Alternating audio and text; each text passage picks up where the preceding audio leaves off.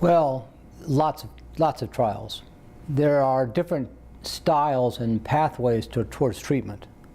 There's one approach which is what we call the mechanistic approach, where you understand the molecular pathways involved, and then you try to figure out drugs or some kind of therapy, gene therapy, to counteract the specific biochemical abnormalities. That's a mechanistic approach, a molecular approach. And that's a great idea. We now know that there are more than 80 types of hereditary spastic paraplegia and many types of primary lateral sclerosis too. And so if we wanted to develop molecular treatments, we might be looking at many different molecular treatments to treat the many different molecular types. So a molecular or mechanistic approach is one type. Another type of approach to treatment is based on treating the symptoms of weakness, treating the symptoms of spasticity. And these are rely on empiric trials of medicines to cause the muscles to be relaxed, and also they require more understanding about what it is that's causing the spasticity.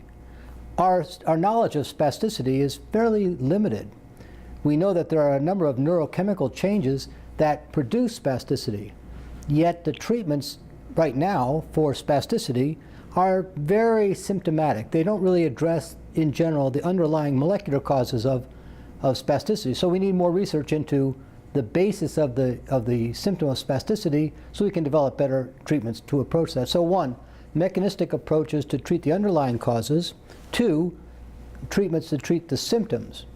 Those are the two main approaches.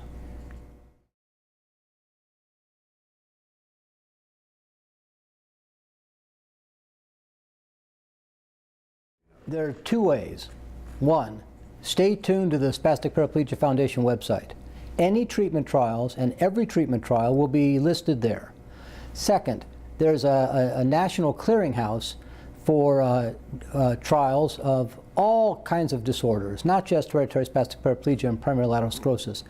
And this is a website, clinicaltrials.gov. Clinical trials, all one word, .gov.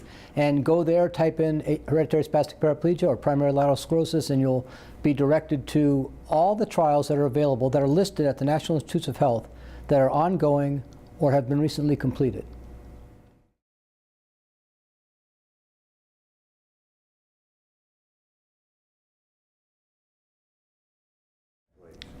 Well, Ampyra was developed for use in multiple sclerosis, and it benefits only a minority of people who have multiple sclerosis. The majority of people who, with multiple sclerosis who use Ampyra find no benefit. However, in a minority of subjects, there is significant benefit in terms of improved walking speed in multiple sclerosis. Because of this, Ampyra has been tried in many different neurologic conditions, from head injury, spinal cord injury, stroke, dementia, Parkinson's, hereditary spastic paraplegia, primary lateral sclerosis. You name it, Ampyra is tried broadly. In general, Ampyra provides very little benefit in these other disorders. However, there are some individuals, occasionally, with hereditary spastic paraplegia or primary lateral sclerosis who have benefited from Ampyra. So to restate that, the majority of people have no benefit, but sometimes there is some benefit. Now, Ampyra is extremely expensive. It costs $2,000 a month, approximately. And insurance companies usually do not reimburse unless the diagnosis is multiple sclerosis. So, it's difficult for most people to afford Ampyra. We've been using a compounded version that contains basically the same or very similar active agent for substantially less cost. So we've been trying not the brand name Ampyra, but a generic form, and we found similar kinds of results. Most people don't benefit. Occasionally someone will have some benefit.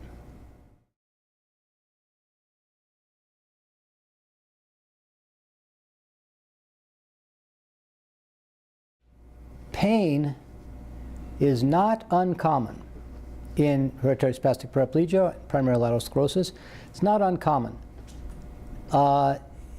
In general terms, most of the pain is related probably not to the underlying condition. That is, the underlying neurologic condition probably is not causing the pain for most people. However, because of the manner of walking and its effects on the joints, the knees, the ankles, the spine, the hips, there's strain on those joints and on the tendons and ligaments. And this is a major source of pain, back pain especially. Muscle cramps, especially at night, can be painful. So there can be muscle cramps, there can be joint pain as a secondary consequences of the condition. Once in a while, people have continuous pain in their legs. Now, that's not common, but some forms of hereditary spastic paraplegia are associated with peripheral neuropathy.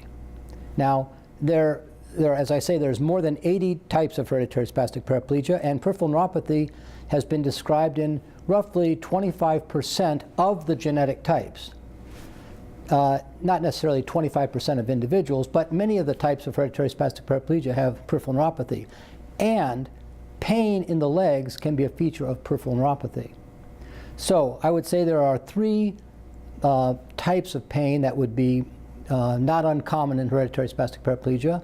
One, muscle strain, joint strain, muscle cramps, and in some people who have peripheral neuropathy, there can be burning or tingling sensation in the legs. So, regarding treatment, the first approach to treatment is to find out exactly what the cause of pain is. Is the pain due to arthritis or a muscle strain or a stress fracture or so on, and to address that with physical therapy, rehabilitation, try to modify the walking, try to reduce the factors that produce that pain. Is the pain due to muscle cramps? Try to reduce the spasticity and the tendency for muscle cramps. So is the pain due to a peripheral neuropathy? Well, there are medications that can be useful for that. So the point is, the first approach to treating pain is to find the cause. And these causes can coexist. So you need a careful evaluation, and one treatment approach does not fit all types.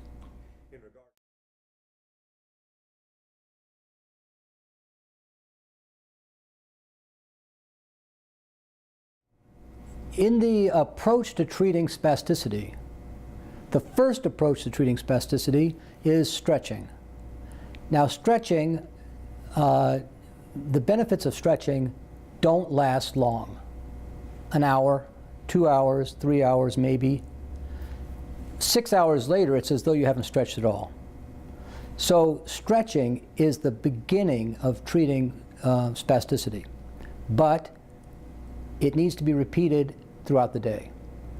We recommend 1 minute stretching every hour, continuously throughout the day, so that you stretch, you get some benefit, it wears off, you stretch, you get some benefit, it wears off, that kind of thing. A big stretch in the morning, then micro stretches throughout the day. We begin the treatment of spasticity with stretching and exercise, and then talk about medication. In the spectrum of medication, we have medicines taken orally that affect the muscles generally, and they work to some extent.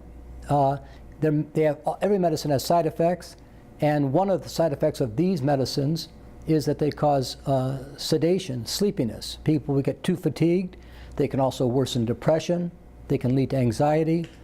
So everything has side effects, and we have to watch for these side effects and use them carefully. If medications are not effective, or if the spasticity is localized, then we would consider Botox. So if a person has spasticity throughout their legs in general, the quadriceps, hamstrings, adductor muscles, calf muscles, everything's tight. we'd say the first approach would be a medicine that's going to affect the muscles in general. On the other hand, let's say a person has major problem walking because the Achilles tendons are just too tight. Everything else is maybe a little tight, but that's not the problem. The problem is the ankles are too tight. Well, if we really want to target spasticity reduction, of course we're going to start with stretching. And we're going to keep up stretching even in the presence of medication. But if we really want to target selective tightness, I would say Botox would be an option. Let's say a person has, the main problem in their walking is that their adductor muscles in the thighs are too tight. Well, that's a really good target for Botox. It's less of a good use for Botox if we're trying to target all the muscles in the legs, because because Botox only works at the point of the needle. So any muscle that's injected would benefit, but adjacent muscles and other muscles would be unaffected.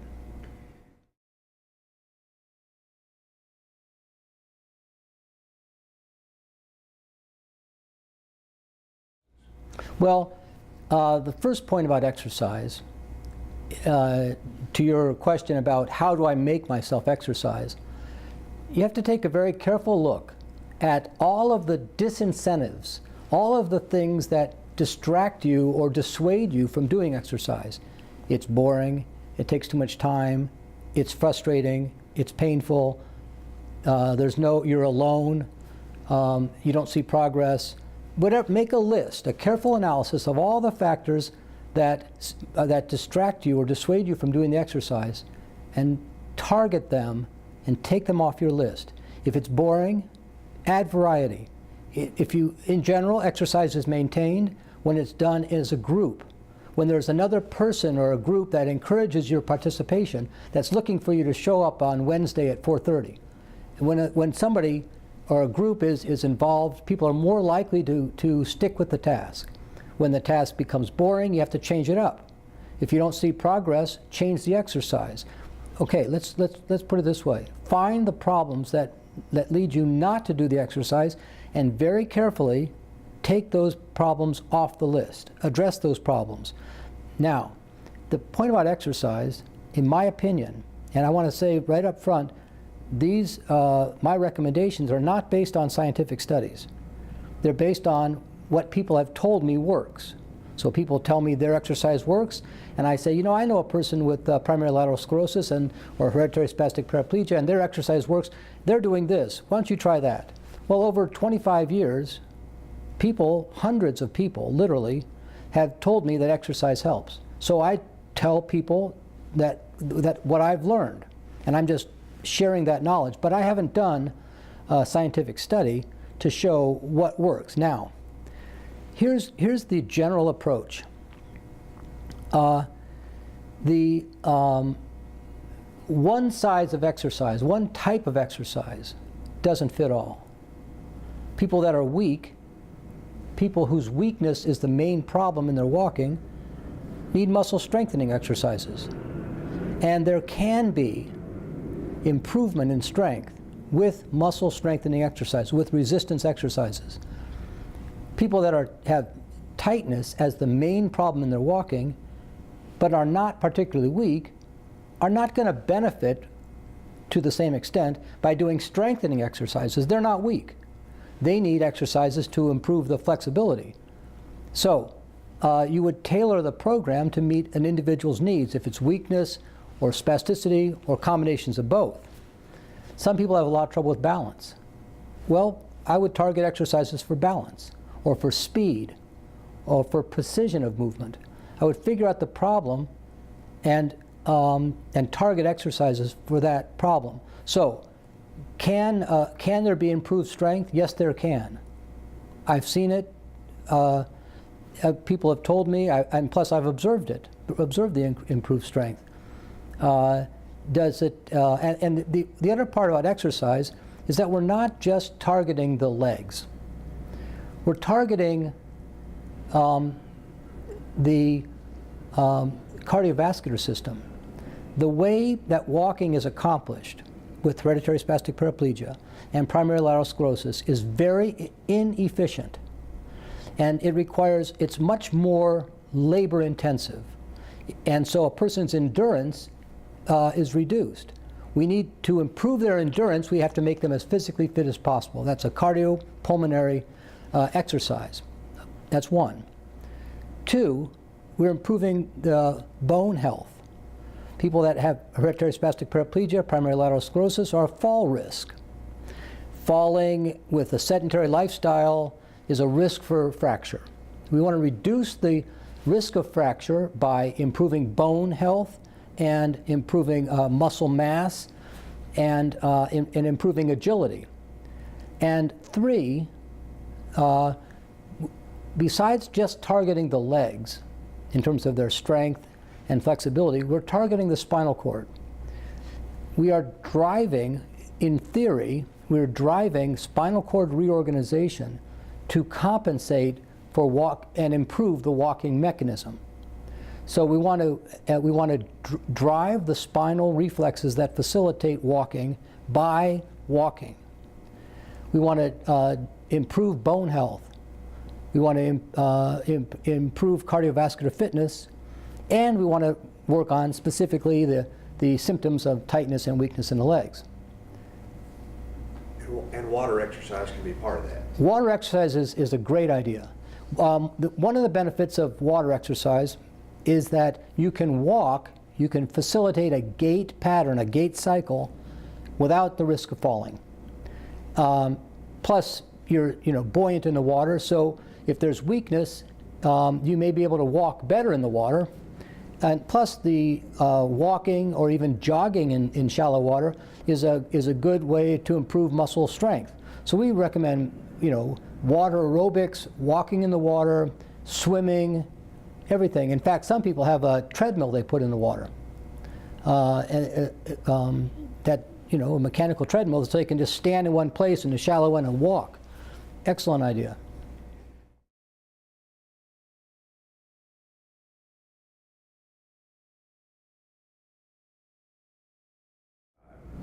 Well, these are very difficult and personal and individualized decisions.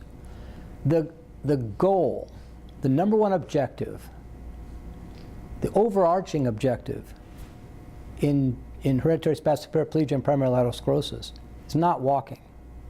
It's independence, autonomy, self-esteem, social integration. So you can have control over your life, you can be engaged with your family, and you can be as independent as possible. That's what we're trying to achieve. And if walking interferes with that, then we need to rethink the walking goal. That is, if walking prevents you from participating in family activities, or if walking prevents you from doing things that are meaningful and important to you, we need to rethink walking. So we don't, the most important objectives are self-esteem, independence, autonomy, social integration, that kind of thing. And we don't want walking, we don't want the goal to improve walking to interfere with those goals.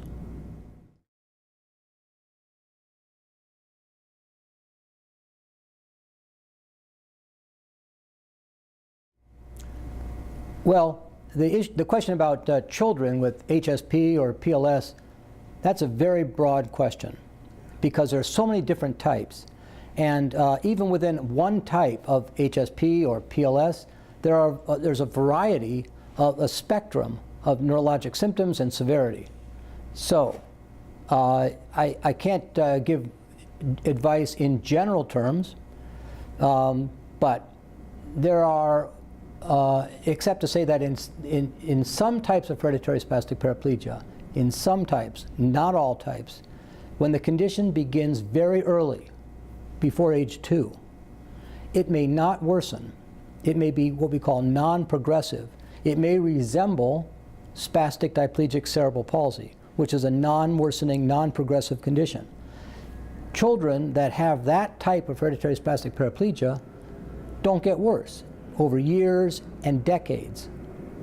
And so they can benefit significantly by all manner of physical therapy and rehabilitation strategies. So I would apply that early and continue it. They never graduate from physical therapy.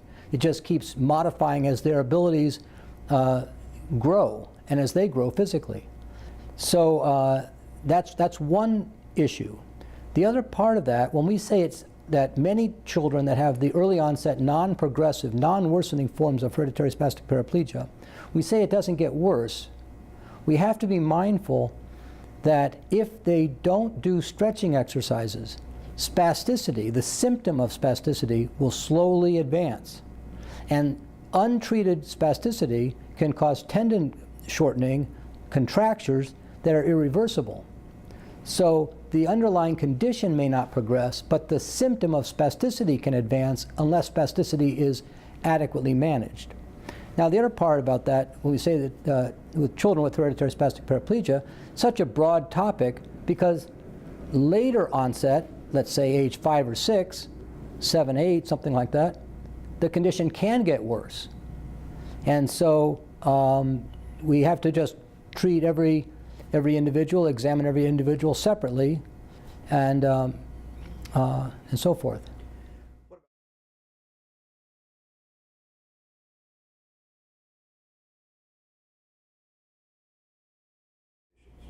They can be very helpful. The orthotics, the benefit of orthotics is that it can help achieve a more normal walking or stepping pattern. It doesn't make the condition better. It helps the symptom of toe walking be reduced. It tries to achieve more of a heel strike or more of a flat-footed strike rather than a forward shifted heel strike or a toe walking. That's the goal of the ankle-foot orthotics. It doesn't improve the condition, it helps improve the mobility, and it can be very helpful.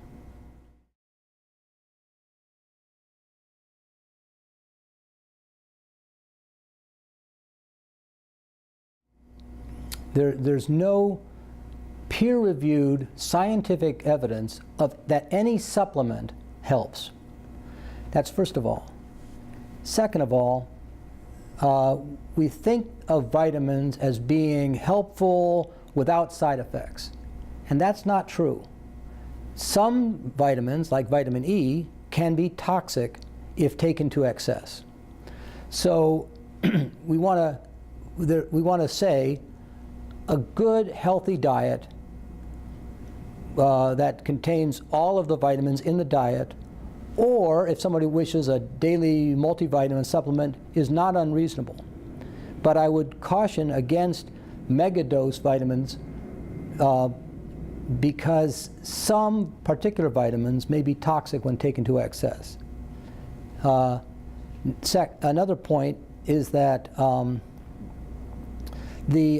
it's often been recommended, and this is not scientifically proven, that people that have degenerative neurologic disorders, and some people advocate for everyone, should take some antioxidants, some vitamin E, coenzyme Q10. People have recommended these as antioxidant approaches to reduce neurologic, degenerative neurologic conditions, or the consequences of aging, or cancer. These have been widely recommended. I can't say that that's wrong, and there may be some logic to that. So a low dose of those antioxidants might be a reasonable supplement, but this is not scientifically proven. And as with any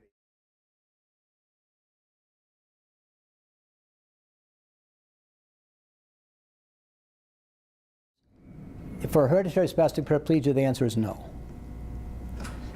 In primary lateral sclerosis, breathing can be affected, but not because of spasticity and not because of diaphragm involvement, because diaphragm involvement usually does not occur in primary lateral sclerosis, unlike ALS, in which diaphragm involvement can occur. But breathing can be affected in primary lateral sclerosis because of trouble swallowing leading to choking and aspiration.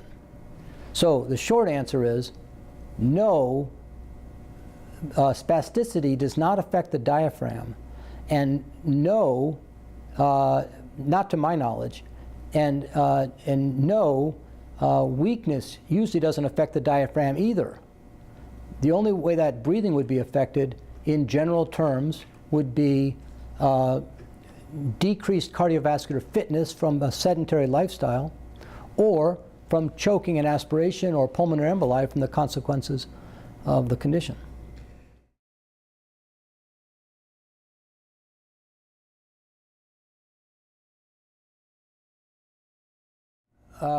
Hereditary spastic paraplegia in some families goes back many generations, as long as there have been records in that particular family. In other families, hereditary spastic paraplegia begins with a new mutation in an individual, and there's been no previous family history. So in some families, and that's not uncommon, we call that a de novo or a new mutation. In some families, hereditary spastic paraplegia begins with just the individual, who then, depending on the genetic type, for example, if it were dominant type, could then transmit that to their children. But in other families, it goes back many generations, 100 years.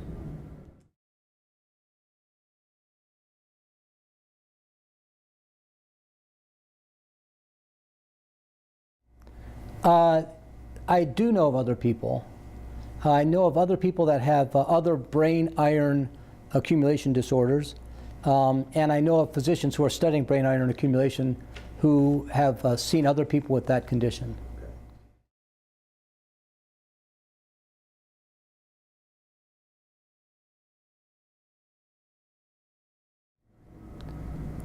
Number one, we need to have a vision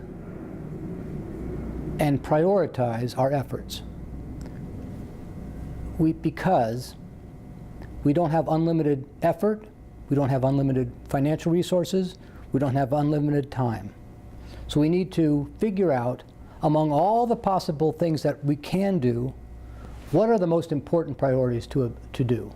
What needs to be done this year? What's a 5-year plan? We need to make a strategic plan. So the first thing we need to do is to prioritize our efforts. That's first of all. Second of all, we need to work collectively with each other and other organizations. We need to unite our efforts. We need to have a vision of where we're going, and think carefully about areas that we're going to think are of less importance. Not less importance, but they're not our number 1, 2, or 3 research objectives now. Then we need to work collectively. And 3, it's very expensive. And the task is huge and the costs are astronomical. And so we all need to work to raise the resources, the financial resources that would permit science to advance. Now, you're asking what specific, so those are the 3 things we need to do. But if you ask what are the short number 1, 2, 3 research priorities, well, we need to have better animal models. We need to understand the biochemistry of spasticity. We need to, those are important. And we need to understand the molecular processes involved in neuroplasticity. The nervous system is reacting to the injury that's ongoing. We need to see if we can use that to stop the progression of the condition. And we need to develop a model treatment for one type of HSP. It can be a rare type. We need to advance the treatment on one type of HSP. The one that's most treatable is the one we should work on. It may be a rare form. It doesn't matter. We need to have a success that we can then use as a comparison for other types. And we need to leverage that success for other research support. So, but this is a large discussion. The number 1, 2, and 3 things we need to do. We need to prioritize our efforts. Among all the research possibilities, we need to figure out 1, 2, and 3. What are we going to do for the next 5 years? We need to work collectively, and we need to raise support.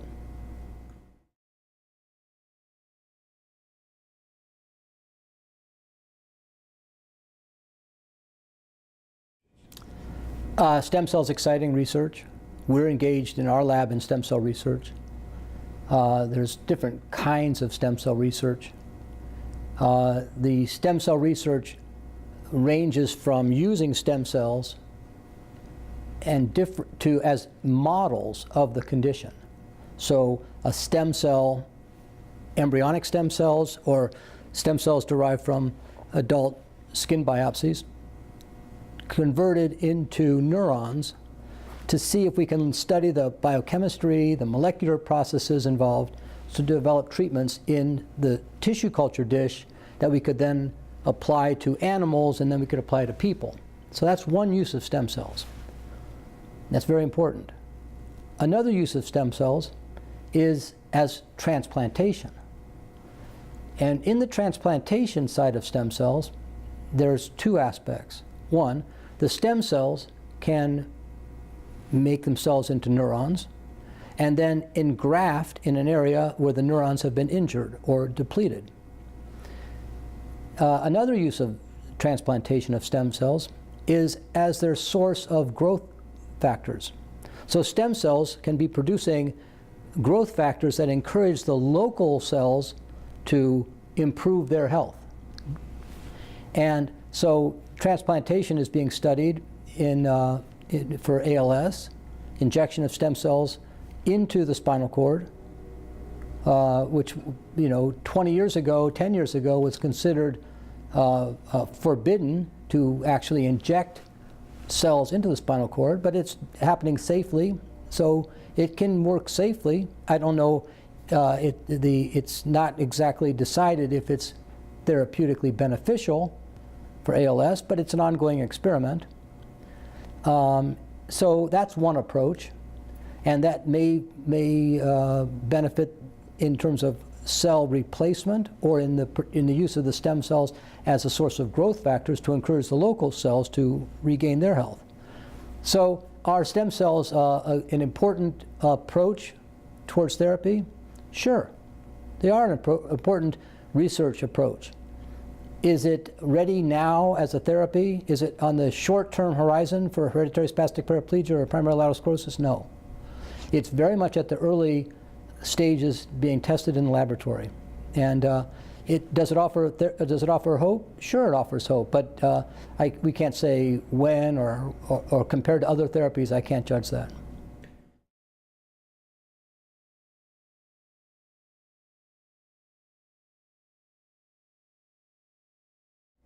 Well, I've been involved in hereditary spastic paraplegia and primary lateral sclerosis research for almost 30 years as the primary focus of our research and our clinical activity.